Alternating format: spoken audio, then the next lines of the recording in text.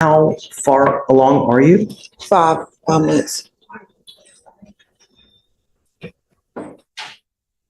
She's consuming alcohol while she's while pregnant.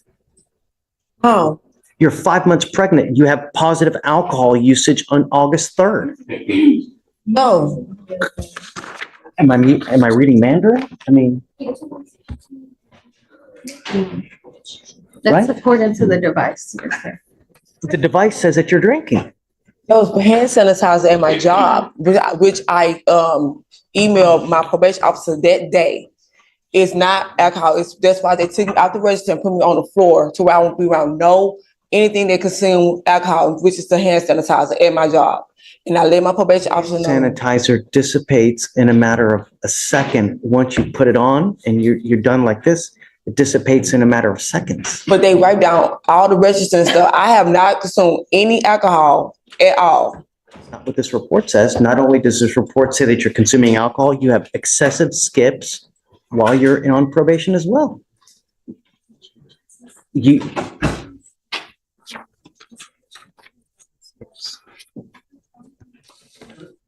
Honor, hold on a second. Hold on. Okay, so April 4th, skip test. April 16th, skip test. April 18th, skip test. April 24th, skip test. April 25th, skip test. April 29th, May 2nd, May 15th, May 19th, May 22nd, June 2nd, June 4th, June 8th, June 9th, June 13th, June 16th, June 23rd, June 25th, June 26th, June 30th, July 2nd, 5th, 11th, 12th, 13th, 15th, 16th, 18th, and it goes on and it goes on as the day is long. I was here on the 11th. I seen you on the 11th. We had court. And I said, I work at the register, and I explained to my manager that I had to step away from the register to blow into my device. So as soon as they understood that I'm on a case to where I had to step away from the register, then they had allowed to me because I have 3 hours of window to blow into my device. So I had got that handled, which I told my probation officer as well. So I allowed my manager to understand to where I could keep my job, to where she can move me to a different department, to where I won't keep leaving from the register to go blow into my device, so I will not be late. Not only are you allegedly skipping, not only are you allegedly consuming alcohol, but you also have a prior DWI, felony DWI with a child from a year and a half ago. Drug test, and I passed all my drug tests, so I'm just impossible because I have, and you can go to, and they took my blood test and my doctors as well too. So I have not consumed any alcohol during my pregnancy or before my pregnancy. And when I stood before you on July 11th, I have not took any alcohol at all. That's the honest truth. And I saw you on the July 11th. And then after that, when I had found out I was pregnant, they took my blood and everything. I have not consumed any liquid of alcohol down my throat. We have clinicians that evaluate you to determine what the best course of action going forward on this probation is. They've deemed, after doing all their research, that the best way moving forward is to put you into a residential treatment program. I like to follow the advice of the clinicians because they know what they're talking about. Not only, are they saying this, but you're also providing us with evidence as to why it's a good idea. You're saying you're not consuming, but I have concrete evidence that you are, and I have dozens of skip tests when you're not supposed to be skipping. What I know they said I consume alcohol, because that's the day that I emailed my lawyer that day, and I was at work. It's not a negotiation. That's what they're recommending, and I think that it's a good idea. So that means I go 45 days, I lose my job, I lose my apartment, I lose my kids, might end up having a miscarriage because I'm in there for 45 days for something that I did not do. That's the reason why I'm back, because I have not. So just the only other thing I could offer is maybe Santa Maria. Have the clinicians considered that? Did they know she was pregnant? The recommendation was a community residential program followed by self-support. They didn't recommend Santa Maria. Did they know she was pregnant? What's the difference of Santa Maria It's versus? an outpatient drug residential facility treatment center for pregnant females. It's only pregnant females. She can get a bed there reserved for her, but they have to accept her into the program. It's common in felony with pregnant women, but I don't know what it's like here in misdemeanor if they even offer the Santa Maria Hospital. But it's supposed to help pregnant women. Are you married? Mm. Who's taking care of the other kids? Me, You don't have any other person in your life? boyfriend, but I mean, Okay, so, so you currently live with your boyfriend? Mhm. So he's got, possession of the apartment, I would imagine as well. So you're not going to lose your apartment, home is in my name, not his. okay? I mean, as long as the rent is being paid, but my concern is that you're not consuming alcohol, especially while pregnant, because if you do, you're ensuring a lifelong potential problem with that child. I have evidence here that you're consuming alcohol. I have evidence here that you're refusing to blow into the machine like you're supposed to. And that's why we do these But recommendations. I'm so I sorry. know that you don't like it, but I'm No, sorry. because I can't just stand here and just, I can understand the skill part, but the actually drinking alcohol, I can't stand here. And that's on everything I love. I have not consumed any alcohol since you put me on probation. Since we had this last conversation, I have not put a Have risk. evidence to reproof you otherwise. Germ must have alcohol in there. So it's like y'all saying that I actually took a cup.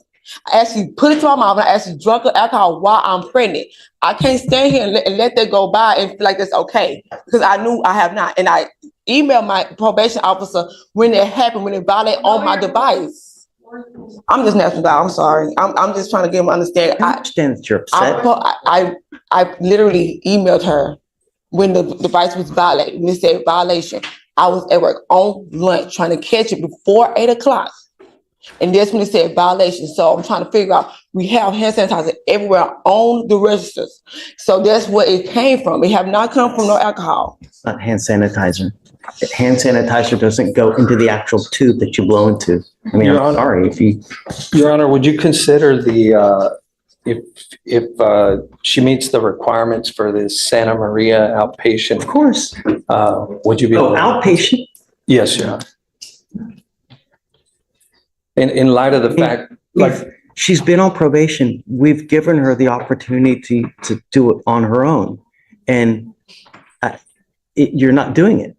So that's why we have this now as the alternative. And I always tell everybody, look, I will give you the opportunity to try it yourself. If you're unable to do it, then we're going to do it my way. And I know that you're not going to like it, but that's the reality. The reality is that we don't want you to consume alcohol, especially while you're pregnant.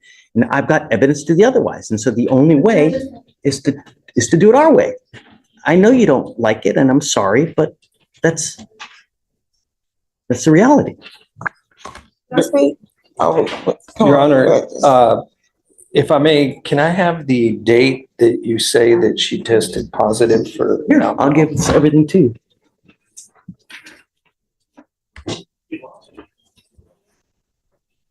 If you want more time to take a look at it, just you guys hang tight, go take a look, and we can come back up here and talk. Don't leave.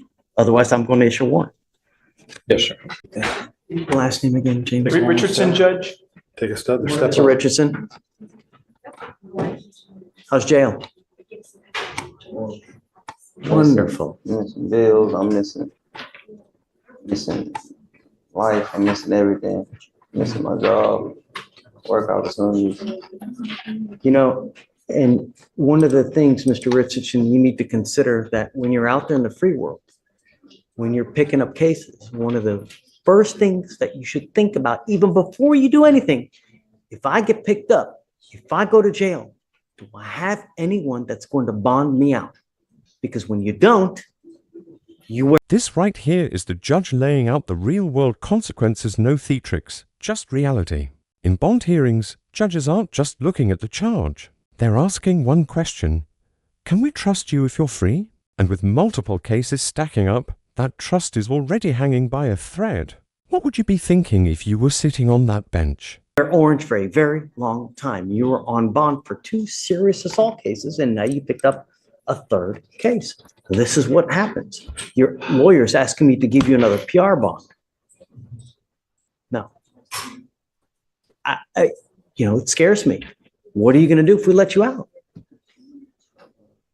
I'm working with law enforcement to figure out exactly where the. Don't talk about the facts of the case. I have no interest in talking about the facts of the case. This is a classic defense move bringing up employment to show stability. Judges do care about jobs, but notice the tension here. A job offer sounds good, but it doesn't erase a pattern of repeat arrests. This moment highlights a harsh truth. Good intentions don't outweigh bad history. Do you think a job should matter more than prior behavior? My concern is if we let you out, are you up to no good? That's my concern. We gave you the opportunity, and now here we are again. So I'll be doing good. I'll be doing good. They let me out, I'll be doing good. And Judge, he has a job lined up with the Port of Houston. He just wants to start working. having your life now, Mr. Richardson. my grandma, my sister, Your daughter. my daughter. Where's mom and dad?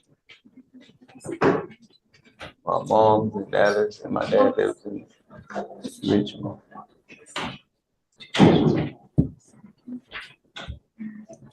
Do you have no interest in getting in contact with either of them? Yes, I do. But I work. I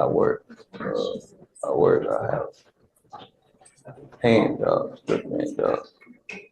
And I don't think my dad has a job. Or he is a Say hi. cop, something like that.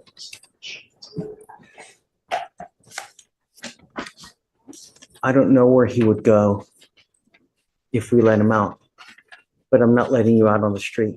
And here comes the hammer-strict conditions instead of outright freedom. This is the court saying, if you're out, you're watched. Monitors, residence restrictions. Zero wiggle room. It's not about punishment anymore. It's about control and prevention. The question now isn't if he gets out.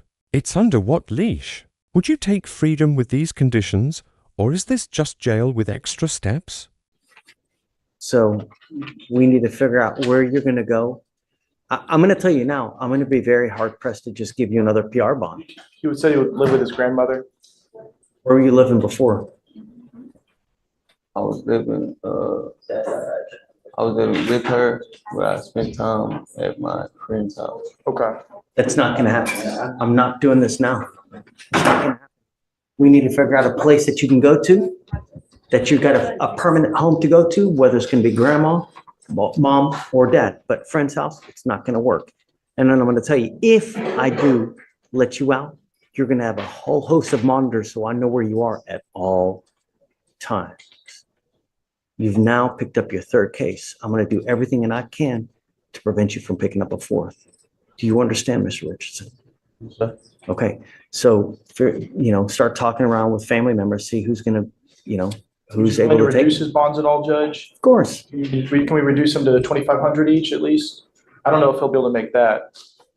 So it'll be 25. Okay, thank you, Judge. But I'm going to tell you now, I'm not letting you out on the street to just roam it, because nothing good happens on the street in the middle of the night and you just roaming it. So if you want to get out, you got to find a good place to stay. Grandma, mom, dad, somewhere where it's reliable, that you got a bed, and not just a friend. Do you understand, Mr. Richardson? I would say a friend, but it was more of a partnership, business partnership. But they didn't hold up on their end at all. So you can, when my grandma could give me a PR bond because where I work. I'll let you guys figure it out. I got to handle a bunch of stuff. Thank you, Judge. Let me know. Judge, we having a rating. Let me